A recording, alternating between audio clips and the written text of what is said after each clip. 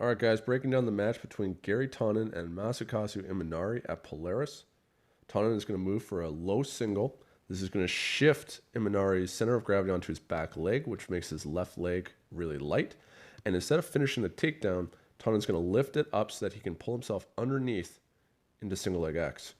Imanari is countering this by controlling the back of Tonon's triceps so that he can flare Tonon's arm here, as well as using his forearm to block Tonon from being able to pin the hip by bringing his foot over top to establish single leg X.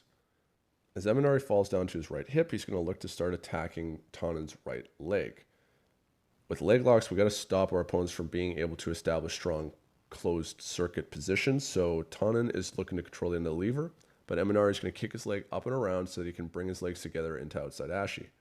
Tonon is stopping this by framing out at the toes so that he can clear his knee line, and Imanari is going to start moving the legs around. Tonon is going to push it to the other side, once again controlling up by the toes.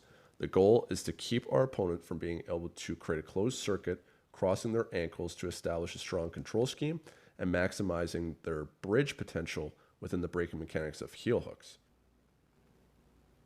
Now, Tonon has managed to hook the heel of Imanari, but he doesn't have any of the control yet of the position.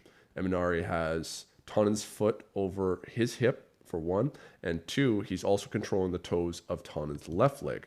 Tonon's unable to control the position, as well as is potentially threatened with a heel hook on his right leg.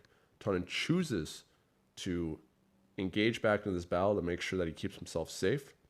So he's sitting up so that he can continue to control the legs, as well as trying to engage in a hand fight. So we can see that Tonon has managed to extract his knee. His knee is underneath the calf and ankle of Imanari. He has done this by framing with his right arm into Imanari's left shin. And this stops Imanari from being able to follow Tonon as Tonon recedes backwards with his hips. Imanari tried to control the knee there, but Tonon extracted.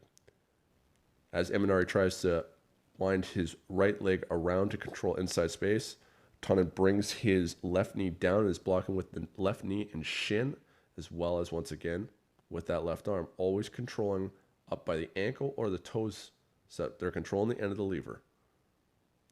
Here, Tonon's going to dig and establish the heel hook, but the control position is weak, so we need three things. One, access to the end of the lever. Tonon has that right now.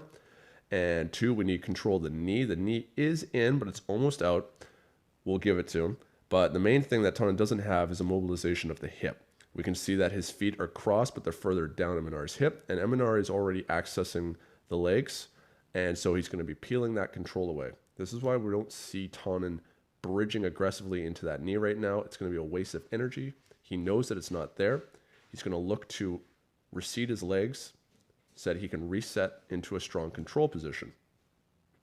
The leg locks have a hierarchy of control, just like all our other positions in grappling. If we don't have dominant control, then we don't look to submit. Tonon's looking to reach back to grab the knee so he can backstep into the 411, but Imanari is keeping his knee too far back. Tonon's threatening. It could look for a rolling toe hold here, but he's going to switch under. He's going to bring the leg up to chamber it onto his shoulder. This is an excellent entry. Tonon's controlling the leg very well. He's shrugging his left shoulder and pinching between his ear to control the end of the lever. He's controlling the knee similar to X guard by overhooking at the knee, at the crook of the elbow. And he's pinching his two knees together right now, so he's controlling the hip. This allows him to fully extend the leg. He's going to have a lot of space. He's also controlling the left leg by controlling up at the sole of the foot. This is going to allow him to keep a lot of space so that now he can kick this left leg up and over and now thread it through into the reap. As he's going to be established in that position, Imanari is looking to completely shut down the control by framing Garry's right leg. So now we can see that there's internal rotation in Garry's hip on the right side because Imanari is framing with his left leg and left arm, pushing it out. As Garry circles the leg over, Imanari is pulling the leg in to start establishing outside ashi. Tonon is looking to stop this now by framing with both arms against the side of Imanari's leg to extract that knee line. Once again, if Imanari cannot control the knee and the hip, then he does not have access to finish the heel hook.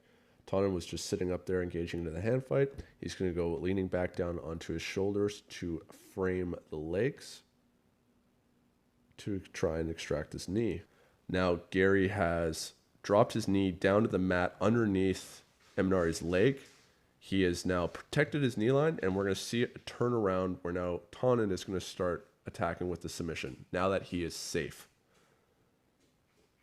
He's going to induce a roll here, and what this does is it makes Imanari's heel exposed up to the sky, and that's where Tonon's going to apply the dig mechanics. So now he's got control of the end of the lever with a nice dig on the heel. He's got control of the knee line. The knee is really deep on the hip and is behind Garry's hips being bridged into. And now Tonon has excellent control of the hip by framing his left leg down to the ground, hidden underneath his right leg and underneath Imanari's hip. We can see that Imanari can't access the end of the lever. He's grabbing about mid-calf. He has no chance to break that control, and he's forced to tap to the inside heel hook.